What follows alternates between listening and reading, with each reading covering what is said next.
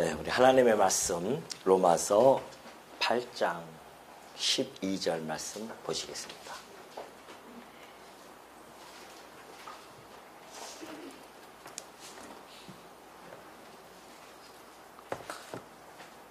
로마서 8장 12절입니다.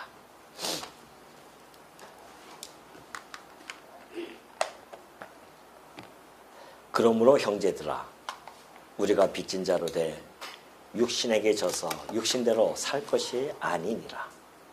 너희가 육신대로 살면 반드시 죽을 것이로되 영으로서 몸의 행실을 죽이면 살리니 무릇 하나님의 영으로 인도함을 받는 사람은 곧 하나님의 아들이라. 너희는 다시 무서워하는 종의 영을 받지 아니하고 양자의 영을 받았으므로 우리가 아빠 아버지라고 부르짖느니라. 성령이 친히 우리의 영과 더불어 우리가 하나님의 자녀인 것을 증언하시나니 자녀이면 또한 상속자 곧 하나님의 상속자요 그리스도와 함께한 상속자니 우리가 그와 함께 영광을 받기 위하여 고난도 함께 받아야 할 것이니라. 생각하건대 현재의 고난은 장차 우리에게 나타날 영광과 비교할 수 없도다. 18절까지 봉독해 드렸습니다. 우리는 지난 시간에 아무나 들을 수 없는 위대한 선언을 들었습니다. 그것은 다름이 아니라 우리 주 예수 그리스도 안에 있는 자들에게는 결코 정죄함이 없다는 이야기입니다. 정죄함이 없다는 이야기는 둘째 사망인 영원한 그 사망에 처하지 않는다는 뜻입니다.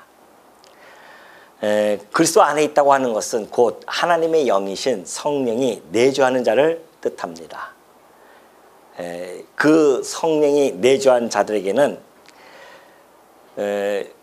성령께서 우리의 영혼을 살리셨던 것처럼 마지막 날 우리의 육체도 죽었던 우리의 육체도 살리시는 놀라운 역사를 진행해 가신다는 겁니다.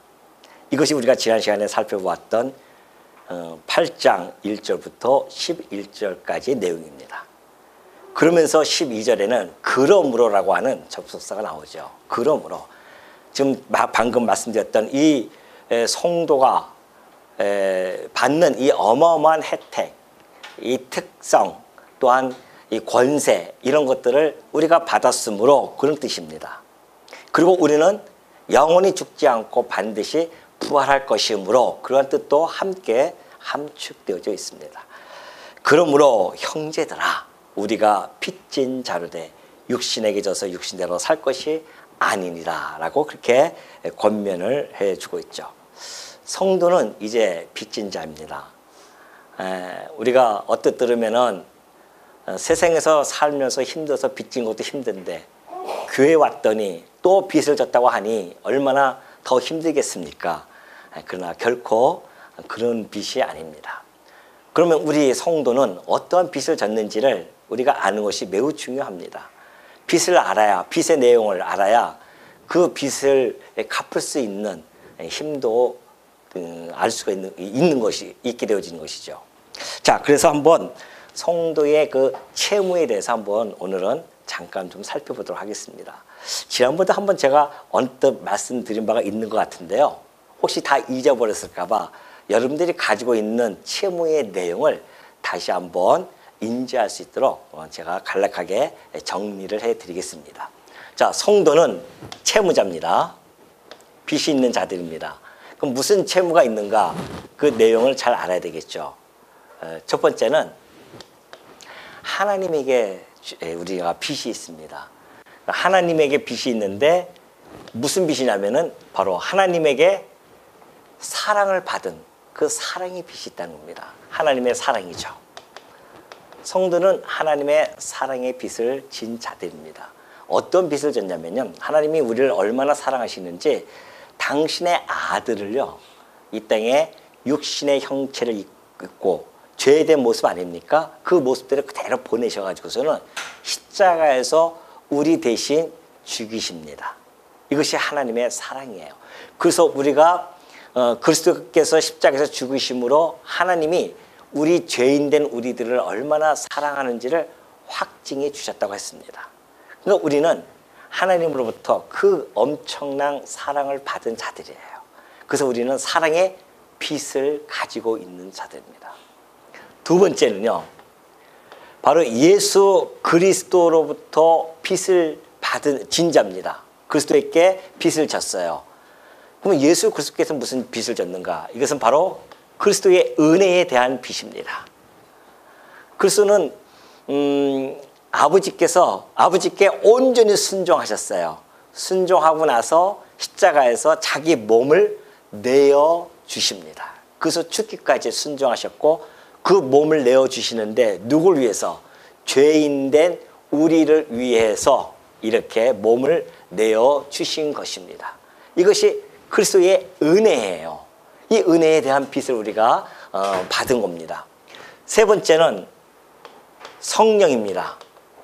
성령께서 우리 안에 내주하고 계셔요. 죄인된 우리의 몸을 들어와 계셔서 우리를 살리시고 회심시키고 의롭다 칭하게 하시고 양자의 영으로서의 양자됨을 입증해 주시고 뿐만이 아니라 우리를 거룩하게 변화시켜 나가시다가 결국은 우리를 영화롭게 육체의 부활을 통하여 영화롭게 해주시는 그 일들을 우리 성령께서 우리 안에 내주해 주시면서 일을 해가시는데 이것이 바로 성령께서 하나님과 예수 그리스도 그리고 우리 안에 이어지는 그런 교통을 통해서 우리로 하여금 구원에 이르게 하시는 그런 역할을 하신단 말입니다. 그래서 성령의 교통이죠. 이것이 바로 제가 예배 시간 끝나고 때의 축도의 내용입니다. 바로 우리 주 예수 그리스도의 은혜와 하나님의 사랑과 성령님의 교통하심이 그러잖아요. 그 여러분과 함께 너희들과 함께 있을지어다라고 했던 고린도후서 13장 13절의 그 축복의 내용이 바로 이 내용입니다. 그 내용대로 우리는 그대로 지금 그 채무를 가지고 있는 자들입니다. 그러니까 하나님의 사랑은 하나님께서 당신의 아들을 내어주는 것, 보내시는 것, 그 사랑, 그 십자가에 죽이시는 것. 그리스도의 은혜는 내 대신 당신의 몸을 내어주셔서 죽으시는 것. 그 성령의 교통하심은 죄인된 우리 안에 들어오셔서 우리를 끝까지 구원의 서정으로 이끄시는 것. 이것이죠. 이것이 바로 성령 삼위일체 하나님을 통하여서 우리가 빚진 것을 충분히 알 수가 있습니다. 바로 이 내용이 12절에 그러므로 형제들아 우리가 빚진 자로 되라는 그 내용 속에는 이러한 뜻들이 다 함의되어져 있는 겁니다. 그렇기 때문에 여러분들이 나는 빚이 없어 라고 생각하시면 안 돼요. 우리는 늘 이런 빚을 가지고 있습니다. 그래서 이 빚을 그러면 채무를 가지고 있는 자들이기 때문에 채무를 이행할 의무가 주어집니다. 여기 보면은 12절에 그러잖아요. 우리가 빚진 자로 돼 육신에게 져서 육신대로 살 것이 아니 우리는 육신에게 빚진 자들이 아닙니다. 바로 성삼위이신 하나님께 빚을 졌다는 것이죠. 그렇기 때문에 성령을 쫓아서 이 빚들을 갚아나가야 됩니다. 그러면 어떻게 우리가 이 채무를 이행할 수 있을까요? 이 채무를 이행하는 방법이 있습니다. 우리가 알아야지 그것을 채무를 갖다가 이행할 거 아닙니까? 채무 이행 반드시 우리가 행해야 되는데 그것은 두 가지입니다. 하나는 성령께서 오셔서 우리와 함께 교통하시면서 우리를 성령의 열매를 맺게 해주고 계십니다. 그렇기 때문에 우리는 성령의 열매를 맺으면서 빛을 갚는 거죠. 우리가 살아가면서 우리의 삶 속에서 성령의 열매를 맺혀가는 거예요. 이것이 곧 삼위일체이신 하나님께 빛을 갚아가는 그러한 과정이죠. 또 하나는 우리에게 주신 그 사랑의 빛이 있습니다. 사랑의 법이 있어요. 우리 주님께서 주신 사랑의 법이죠. 율법의 완성이 곧 사랑입니다. 이 사랑의 법이에요. 그래서 사랑의 법을 이행하면서 우리는 그 빛을 갚아가는 겁니다. 이것이 성도가 가지고 있는 채무예요. 그러니까 우리가 하나님께 이 성삼인 하나님의 그 사랑과 은혜와 그의 희생, 성령 하나님의 수고로움 이것을 우리가 갚아나가는 것은 바로 우리가 끊임없이 우리 안에서 육신대로 져가지고서는 육신의 열매, 육체의 소욕의 열매를 맺으면서 살아가는 것이 아니라 바로 성령의 아름다운 열매를 맺혀가면서 살아가는 것 뿐만이 아니라 사랑의 법, 곧 미움과 시기와 질투의 법에 사로잡혀서 살아가는 것이 아니라 이 사랑의 법에 사로잡혀서 우리가 하나님의 그 사랑을 갚아나가는 것, 그리스도의 은혜를 갚아나가는 것, 그리고 성령을 쫓아 살아가는 이 모든 것들이 우리가 이 채무를 이해하는 방식이라는 겁니다. 그러니까 여러분들이 지금부터 채무자로서 이 빚을 갚아야 돼요. 육신에게 져가지고서 육신에게 빚을, 육신에게 의무를 행하는 것이 아니라 바로 이걸 통해서 우리 하나님께 의무를 행하는 것이 바로 이 12절에서 나타나 있는 그런 말씀입니다. 그 때문에 13절 보면 그랬잖아요. 이 내용을 잘 모르는 자들에게 다시 한번 경각심을 그렇게 갖게 하는 경고문이 바로 13절입니다. 너희가 육신대로 살면 반드시 죽을 것이로되 영으로서 몸의 행실을 죽이면 살리니 그래요.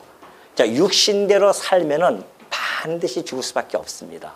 다시 말해서 육신에 속한 자들은요 육신대로 살아갈 수밖에 없습니다. 그러니까 육신대로 산다고 하는 것이 지난번에 말씀드렸듯이 자기의 의로 자기는 구원을 얻을 수 있다라고 생각하는 자들, 그 육신의 생각이거든요.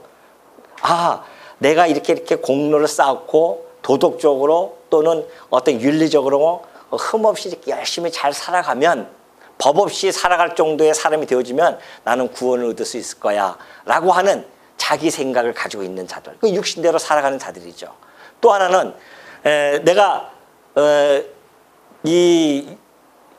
내 좋은 소견, 인간이 선악과를 먹고 자기 안에는 자기 좋은 소견이 있단 말입니다. 자기 좋은 소견대로 살아가는 자들, 하나님의 선악, 하나님의 뜻은 분별하지 아니하고 다시 자기의 뜻대로 그렇게 생각하면서 살아가는 자들, 육신대로 살아가는 자들입니다. 그러한 자들은 비록 교회당에 나온다 할지라도 결국에 가서는 그 끝은 어디로 가요? 죽는다는 겁니다. 이 죽음은 영적인 죽음, 육체적인 죽음뿐만이 아니에요. 영원토록 하나님과 분리되어지는 종국적인 그 죽음까지도 이야기하는 겁니다. 그러니까 우리가 교회당에 나온다고 해서 다 구원받은 백성이 아니라는 겁니다. 그게 우리의 경각심이에요. 아, 내가 교회당에 나오면서 여전히 육신대로 끌려서 그냥 거기에 혹 빠져가지고 그렇게 살아가는다? 물론 우리가 따라 살아라 보면은 육신대로 살아갈 때가 있어요. 그러나 성도들은 그 성령이 내주하고 계시는 성도님들은요 끝까지 가지 않는단 말입니다. 반드시 거기서 다시 건져내시고 돌아오게 하시고 회개하게 하시고 또 갓길로 가다가도 또 아버지께 손들고 옵니다 하면서 회개하고, 그럴 때마다 우리 아버지께서는 70번씩 7번이라도 끝없이 용서해 주셔요. 비록 정죄하지는 않지만은 그 아들이 주의 하나님의 그 징계를 받지 않도록 그렇게 하나님께서 끌고 가시기도 하고, 그러다가 또 그래도 끝까지 거기 가면은 하나님의 택한 백성들에게는 반드시 징계가 따릅니다. 그래서 고통이 오는 거예요. 육적으로나 영적으로나 어려움이 오죠.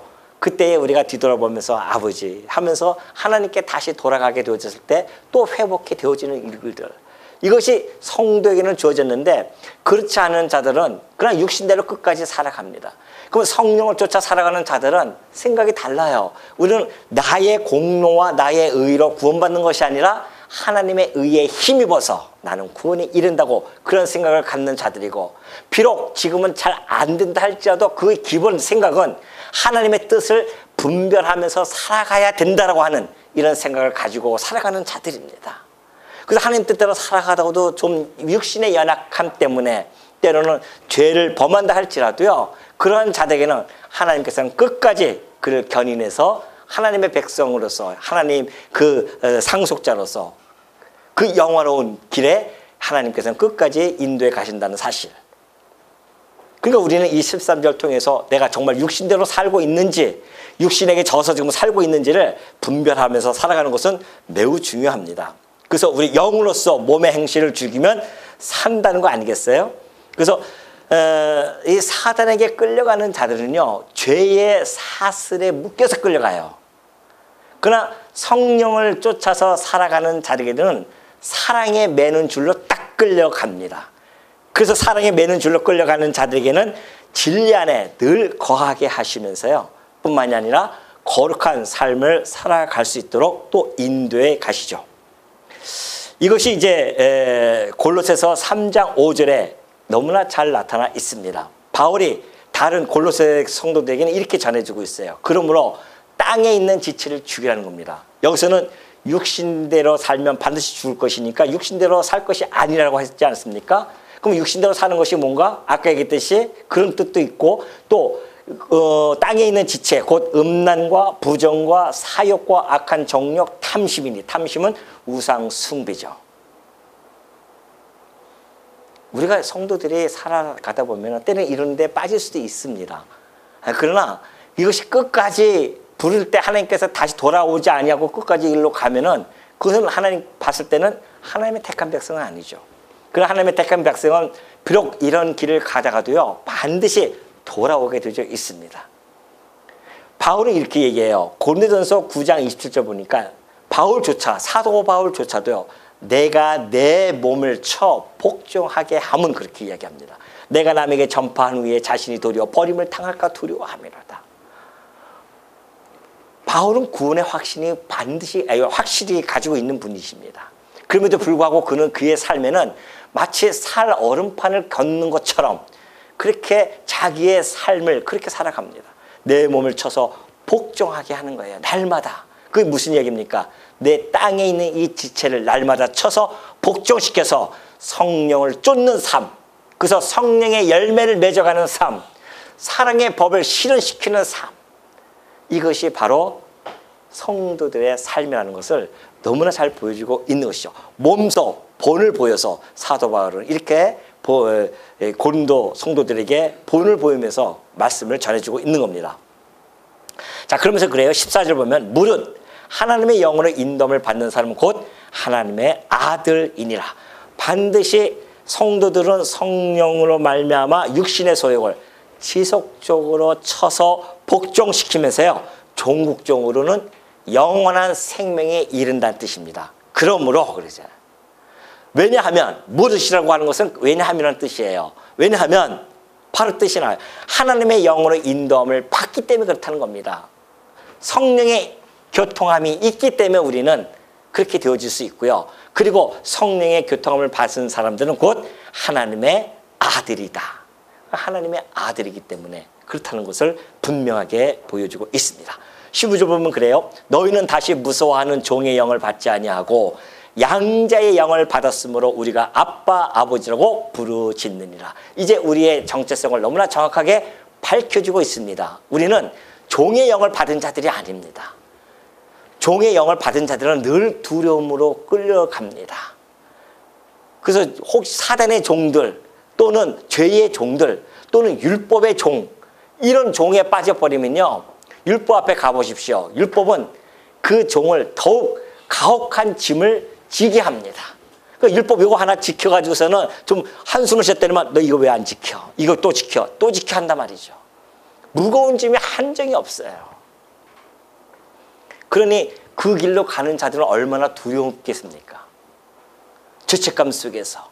그래서 영원한 지옥불에 던져진다고 하는 그 두려움 공포심이 있는 것이죠. 바로 이 15절의 말씀이 그겁니다. 다시 무서워하는, 다시 두려워하는 그런 종의 영을 우리는 이제는 받지 않는 자들입니다. 우리는 죄의 종으로부터 해방이 되어졌습니다. 우리는 사단의 종으로부터 해방이 되어진 자들이에요. 그리고 우리는 뭘 받았다고요? 양자의 영을 받았어요. 누굴 통해서? 성령을 통해서 우리는 양자의 영을 받은 자들입니다. 자, 양자라고 하는 것은 입양을 했다는 뜻이에요. 바울이 이러한 표현들을 적절하게 사용한 것은 그때 당시의 배경과 무관하지 않습니다. 로마 시대 때는요, 양자를 드리는 것이 관습이 되어져 있습니다. 그렇기 때문에 그 양자를 드릴 때에 양자를 드린다고 하는 것은요, 과거에 가지고 있던 그 가족들과의 어떤 관계들이 다 청산이 돼야 됩니다. 그리고 새로운 법적인 그런 관계 속에 들어가죠. 뿐만이 아니라 그 양자는 새 아버지지만은 그 아버지로서 부르면서 그 아버지의 유산을 상속을 받아요. 양자는 동일하게 아들과 동일하게 그렇게 로마 시대 때는 그냥 동일하게 사용합니다. 법적인 그런 확보가 되어져 있어요. 그래서 로마 초대 황제인 아우구스투스가 그의 아버지는 양자입니까? 양자로 들어갔었죠. 카이사라고 하는 그 로마의 아주 유명한 카이사 아닙니까? 그 카이사의 양자로 들어가서 로마 황제가 첫 번째가 되어집니다.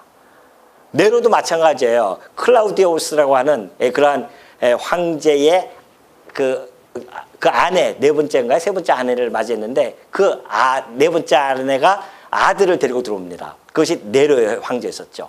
그래서 네로가 5대 황제로서 등극이 되어집니다. 그렇듯이 로마 시대에는요, 그 양제에 대한 권위가 어마어마하죠. 아들과 방불합니다. 그렇기 때문에 바울은 지금 이 시대적인 풍경을 가지고서는 지금 풍습을 가지고 바울이 지금 설명을 해주고 있죠. 또 사실입니다. 우리가 성령을 통하여서 우리가 하나님을 아빠, 아버지라 그렇게 부를 수 있게 되어집니다. 그리고 양자를 드릴 때는 반드시 증인이 필요해요. 그냥 드리는 거 아닙니다. 증인이 서야 됩니다. 요것은 이제 이따 16절에 또 나타나니까 그때 한번 설명해 드리고요. 자, 그렇다고 한다면은 양자가 되게 하는 이 성령을 힘입어서 우리가 하나님을 아빠, 아버지가 불러요. 아빠라고 하는 것은 아람어입니다. 이것이 아람어의 아빠라고 하는 그대로 그냥 음력을 해서 아빠, 아버지 하는데 번역을 굳이 한다고 한다면 아버지, 그 아버지요. 이런 뜻이죠. 그렇기 때문에 이것은 아버지라고 하는 것은 얼마나 친근감이 있고 내적인 친밀감이 있는 그런 용어가 아닐 수 없죠. 아버지에게는 보살핌이라고 하는 그 내용이 담겨져 있습니다. 아버지가 자식들을 어떻게 해요?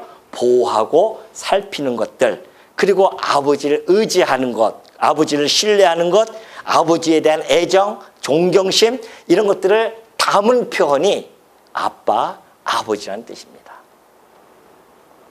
여러분 이 아빠, 아버지라고 하는 것이 보십시오. 신과 인간의 관계, 신과 인간, 이것은 철학적인 개념이에요. 그러잖아요. 신 하면 뭡니까? 창조주, 조물주. 인간은 피조물입니다. 이것은 철학적인 용어예요. 철학적인 관념이란 말입니다. 그런데 놀랍게도 예수 그리스도와 성령을 통하여서 이 이런 철학적인 관념이 아니라 이제는 아버지와 아들의 관계가 되어집니다. 단순하게 신과 인간의 관계가 아닙니다. 이것은 아버지와 아들이라는 관계는 법정적인 용어예요. 법정적인 선언이란 말입니다. 이제 관념적인 것이 아닙니다. 이것은 실제적인 거예요. 우리 하나님을 우리는 아버지라 불러요. 누구를? 이 세상을 창조하시고 이 세상을 주관해 가시며 보존해 가시고 그런 분입니다. 우리는 피조물이에요. 근데도 불구하고 우리가 이제는 예수 그리스도 안에서 그가 보내신 성령을 통하여서 하나님을 아바, 아버지라고 부를 수 있는 특권이 주어진 겁니다. 여러분 이게 지금 보통 일이 아닙니다. 이게 좀 설명을 하니까는 그런 것보다 하고 고개만 끄덕거리시는데 이 신분의 변화가요. 사단의 종이었던 우리들 아닙니까? 죄의 종이었던 자들을 썼어요. 그래서 영원한 지옥불에 던져져야 할 우리 처지에 있는 자들을 썼는데 예수 그리스도의 십자가 사건과 성령의 내주를 통하여서 그가 우리로 하여금 하나님을 감히 우리가 무엇이간데 이 우주 만물에서 만물의 찢기와 같은 존재들 아닙니까? 죄와 타락, 이 허물로 죽었던 자들입니다. 그러한 자들에게 하나님께서 뭐가 아쉬워서 우리를 당신의 자녀로 삼아주냐 말이죠. 그것도 당신의 독생자 예수 그리스도 이 땅에 보내셔서 십자가에서 죽이기까지 하시면서 뭐예요? 도대체 이게 왜 그러냐 말이죠. 그것은 하나님이 말씀해 주었듯이 내가 너를 사랑해, 이 말씀이에요. 아니 그분이 우리가 뭐가 부족해서 우리를 사랑하냐 말이죠. 이러한 죄와 허물로 죽었던 자들을. 만물의 찌 같은 자 한번 지나가 보십시오. 뭐 아는 척도 안 할 거예요 아마. 아는 척도 안 하고 막 더럽다고 할 거 아닙니까? 그런데 그 거룩하신 하나님께서 온갖 오염에 쪄들려 있는 자를 사랑을 표현해 주시고 있는 겁니다. 그것이 십자가 사건이었고 그걸 통해서 우리는 이제는 하나님을 아빠, 아버지라고 그렇게 부를 수 있게 되어졌다고 하는 것. 이것은 종은 갈 수가 없습니다. 인간의 몸으로 신에게 갈 수 없어요.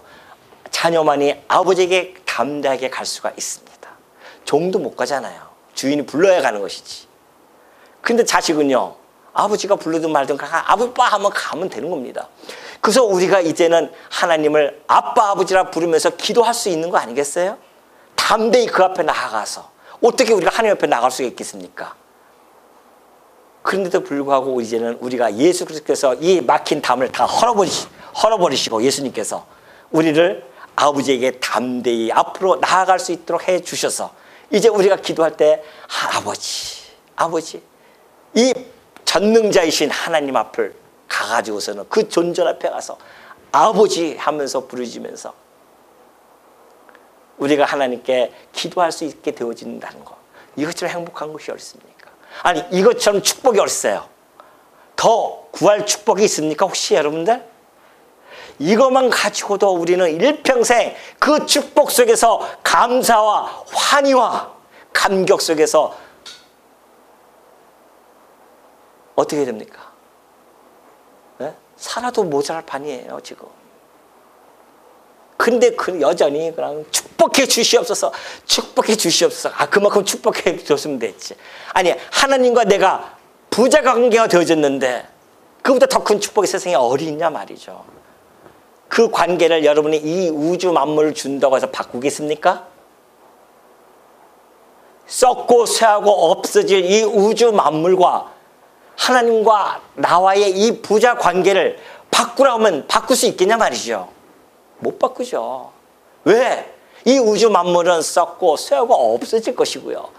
우리 하나님과 나는 영원토록 하나님과 함께 우리는 아버지라 부르면서 살 수 있는 그러한 관계인데 그걸 어떻게 놓칩니까? 이 우주 만물을 지으신 하나님을 아버지라 부르는데 이것이 바로 양자의 영을 받은 자들의 이 행복감이 아니겠어요? 그래서 양자의 영을 받은 자들은 이 하나님에 대한 우리의 그 신분, 자격면에서 예수 그리스도와 어떻게 했다? 동등함을 얻습니다. 그것이 15절에 나타나지 않습니까? 이제는 5절이죠. 다시 무수하는 종의 영을 받지 아니하고 양자의 영을 받았으므로 우리가 아빠 아버지라고 부르고요. 그리고 17절 보면 그래요. 자녀이면 또한 상속자 곧 하나님의 상속자요 그리스도와 함께한 상속자 그러잖아요. 그리스도와 함께 상속을 받는 자들입니다. 배등이 됐다는 겁니다. 죄인이었던 우리들이 도저히 상상할 수 없는 이 신분의 상승, 신분의 변화, 여러분 마음속에 늘 간직하고 있어야 됩니다. 이거 하나만 가지고도요 이 땅을 행복하게 살아갈 수 있다는 걸 꼭 잊지 마시기 바랍니다. 16절 보면 그래요. 성령이 친히 우리의 영과 더불어 우리가 하나님의 자녀인 것을 증언하시나니. 자, 양자, 로마 시대 때에 양자를 들 때는 증인이 필요하다고 했습니다. 그것처럼 우리가 양자의 하나님의 양자가 되어지는 것은 반드시 증인이 있는데 그 증인이 성령이시며 바로 우리의 영이라는 겁니다. 성령이 친히 우리의 영과 더불어서 우리가 하나님의 자녀인 것을 해줘요. 첫 번째 증인 성령은요 어떻게 우리로 하여금 네가 하나님의 자녀라는 것을 증언해 주냐 하면요 하나님 앞에 예수를 주로 고백하게 하십니다. 성령이 아니고서는 예수를 주로 고백할 수가 없어요. 오늘 여러분들이 예수를 주로 고백하십니다. 왜요? 여러분 안에는 누가 있길래? 양자의 영 곧 성령께서 함께하고 계시기 때문에 그래요. 그리고 이 말씀을 읽으면 깨닫게 해주시고 아멘으로 화답하게 하십니다. 이것이 하나님의 자녀됨에 대한 증언이에요. 뿐만이 아닙니다. 아버지께 담대히 기도하게 하십니다. 기도도 우리가 하고 싶어서 하는 게 아니에요. 우리 안에 있는 성령께서 기도하게 하신단 말입니다. 그것뿐만 아니죠. 성령의 열매를 맺게 하시고 성령의 은사를 주어서 그 은사대로 실현하게 합니다. 그러니 우리 성령께서는 우리를 통하여서 하나님의 자녀됨을 증언해주고 있는 겁니다. 그 우리 성도는요 성령의 이 증언과 우리의 이 증인은 불가분의 관계입니다. 뗄래야 뗄 수 없어요. 성령을 통해서 우리가 하나님의 자녀됨을 증언해 가고 있으니까 어떻게 해요? 말로만 하나님의 아들입니다가 아니라 우리의 삶 속에서 우리는 하나님의 자녀됨을 증명해 가고 있는 중입니다. 이것이 바로 이거예요.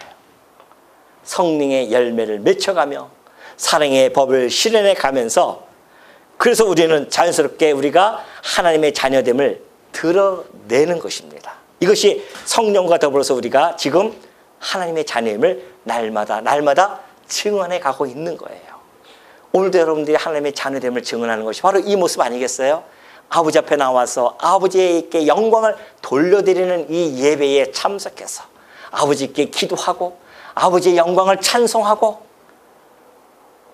그리고 아버지의 말씀에 화답해서 아멘으로 듣고 이것이 바로 아버지의 자녀됨, 하나님의 자녀됨의 증언의 모습이란 말이죠. 이 모습들이 지금. 어떤 분들은 입으로만 믿는 분들이 있습니다. 우리 성도님들은 안 그러시지만 진짜 입으로만 믿는 사람이 있어요. 그리고 삶 속에서는 전혀 하나님의 자녀됨을 자기 삶을 통해서 부인하는 사람들이 있습니다. 그러니까 늘 아니 이분이 누구셔요? 아버지잖아요.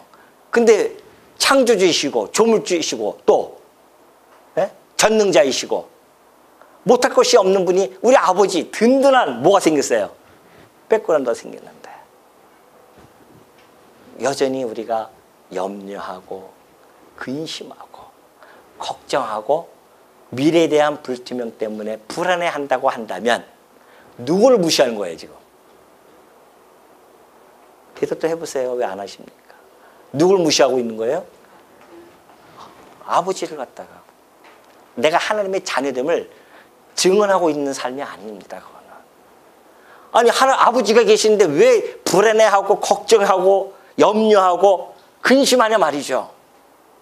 물론 우리가 살다 육신이 약하니까 때로 그럴 때가 있습니다. 그때 우리가 기도하지 않습니까? 기도하면서 뭐로 갑니까? 아버지. 그 한마디면 끝난 거예요. 아버지. 또 쓸데없는 염려와 근심과 걱정을 지금 제가 하고 있나이다. 지금까지 인도하신 하나님이신데 앞으로도 인도하실 하나님이신데 내가 무엇을 걱정하고 염려하고 있는지 주여 지금 이 사단이 주는 이 생각들을 예수 그리스도의 이름으로 물러갈지어다 한번 기도할 거 아닙니까 우리가. 하나님이 주시는 생각, 하나님께부터 오는 생각은 불안, 염려, 걱정, 근심이 아니라 평안과 희락과 또 뭐예요? 화평과 이것이 하나님 나라의 특성 아니겠어요? 그 나라 백성인데 세상이 주지 못하는 그 평안을 내가 주겠다고 약속하신 그리스도를 통하여서 그 약속이 이루어졌는데 그 평안을 가지고 있는 우리들이 하나님이 주신 그 평강을 자꾸만 지키지 못하고 잊어버려가지고서는 딴 길로 간다고 한다면 우리 하나님께서 얼마나 인간적인 면에서 봤을 때 섭섭하시겠어요? 아이고 저는 섭섭. 아니 이 아이들이 와가지고 저녁만 와서 뭐 아빠나 우리 어떡하지? 우리 못 살면 어떡하지? 우리 뭐 굶으면 어떡하지? 내일 굶으면 어떡하지? 이렇게 얘기하면은 아빠가 기분 나쁘겠어요? 좋겠습니까? 네가 참 걱정이 많구나. 아이고 그러면서 대견스럽다. 이렇게 얘기하겠습니까? 야 이놈아 뭐해? 뭐나 해라? 아무것도 말고 공부나 해라 이놈아. 공부나 해. 그렇게 부모 마음 아니겠어요? 부모에게 기대는 마음. 제가 우리 젊었을 때 이제 우리 큰애가 어렸을 때 아주 어렸을 때 그래서 그 화장실 좀 밖에 있는 데가 있어가지고 그걸 밤에 가면은 무섭잖아 애가. 그건 꼭 날 붙들고 가요. 아빠 하고 가서 손 붙잡고 갑니다. 그러면 가요. 그러면 제가 안에 있다가 약간 좀 두려운 마음이 들 거 아닙니까? 그러면 이제 밖에 아빠가 있나? 아빠를 불러요. 아빠 불러요. 그럼 제가 대답하겠습니까? 안 하죠. 대부분 아빠들은 안 합니다. 한번 약간 약 올리려고 좀 안 해요. 가만히 있어요. 그러면 두 번째 아빠는 약간 아빠 약간 신뢰가 묻었어요. 그래도 아빠 밖에 있을 거야 하면서 아빠 또 대답 안 해요. 세 번째는 약간 이제 신뢰가 무너지는 거죠. 아빠 급해가지고 아빠 막 하죠. 그럼 앞에 있다가 내가 나 있어 걱정하지 마 한마디 하면은 휴 안에서는 싹 사라지는 겁니다. 아빠라는 존재는 바로 그런 존재입니다. 그런 존재가 아빠예요. 근데 여기 뭐라 그래요? 아빠, 아버지라 뭐라고요? 부르짖어요. 아버지, 부르짖으라니까요. 아버지께서 염려하지 마. 내가 이미 너의 앞날, 네가 안고 서는 것을 내가 다 알고 있느니라. 네가 눕고 일어서는 것 내가 다 알고 있느니라. 우리 주님께서는 나의 삶을 일거수일투족을 다 알고 계시는 분이에요. 아빠 아버지가 부르짖으면서 염려한다? 안 된다는 겁니다. 16절 성령이 친히 우리의 영과 더불어 우리가 하나님의 자녀인 것을 증언하시나니 자녀이면 17절 또한 상속자 곧 하나님의 상속자여 그리스도와 함께한 상속자니 우리가 그와 함께 영광을 받기 위하여 고난도 함께 받아야 할 것이니라. 자, 이 상속자에 대해서 얘기하죠. 하나님의 자녀됨의 종국적인 축복이 뭔가? 그것은 바로 우리가 상속자로서 하나님의 영원한 나라의 상속을 받는 겁니다. 자, 예수 그리스도와 함께한 상속자로 했습니다. 아까 얘기했듯이 우리는 그리스도와 함께 동등한, 대등한 그러한 상속을 받는 자가 되어졌어요. 어쩌다가 우리가 그렇게 되어졌단 말이죠. 그러면 상속 내용이 도대체 뭘까요? 우리 상속 내용 보면은 아까 이거 지나갑니다. 갈라디아서 5장 1절은 지나가고요. 다시는 종의 멍에를 매지 말라고 그렇게 했기 때문에 이거 다시 한번 확인하고 갈라디아서 3장 29절 한번 보십시오. 너희가 그리스도의 것이면 곧 아브라함의 자손이요 약속대로 유업을 이을 자냐 그래요. 자, 우리가 그리스도의 것이에요. 그건 곧 아브라함의 자손인 겁니다. 그럼 아브라함의 자손은 약속대로 유업을 이을 자입니다. 그럼 아브라함 자손이 무슨 유업을 받았을까요? 아브라함이 창세기 15장 1절 보니까 이후에 여호와의 말씀이 환상 중에 아브라함에게 임하여 이르시되 아브라함아 두려워하지 말라. 나는 내 방패요 너의 지극히 큰 상급이니라. 상급이라니까 무슨 상의 급수 그걸 얘기하는 게 아닙니다. 상을 내가 너에게 준다. 내가 너의 상이다 그런 거죠. 그러니까 하나님 자신이 우리의 상속입니다. 그럼 하나님은 뭔가? 하나님 자신이 곧 하나님 나라이세요. 그러니까 하나님 나라가 우리의 뭐예요? 상속입니다. 우리가 받을 나라가 하나님 나라예요. 그 나라의 특성은 베드로가 너무나 잘 설명해주고 있습니다. 베드로전서 1장 3절 보니까 우리 주 예수 그리스도의 아버지 하나님을 찬송하리로다. 왜요?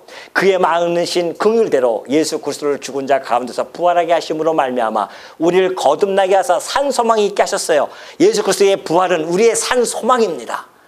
그리스도께서 만약에 부활하지 못했으면 우리의 소망은 없는 거죠. 그러나 2000년 전에 부활하신 그 그리스도를 바라보면서 우리는 산 소망을 가지고 있는 겁니다. 그것이 곧 뭔가 썩지 않고 더럽지 않고 쇠하지 아니하는 유업을 잊게 하신단 말입니다. 부활하게 하셔서 그 썩고 더럽지 않고 쇠하지 아니하는 이 땅의 것이 아닌 그것을 그 유업을 잊게 하시는데 그것이 곧 너희를 위하여 어디에? 하늘에 간직하신 것이라. 하늘에 있습니다. 그러니 이 땅의 것 아무리 가고 찾아보십시오. 없습니다. 이 땅의 것은 썩고 쇠하고 없어질 것들입니다. 이곳의 유업을 갖고자 여러분 생각하지 마십시오. 성도는 애당초 그렇게 생각하시는 분들이 아니에요.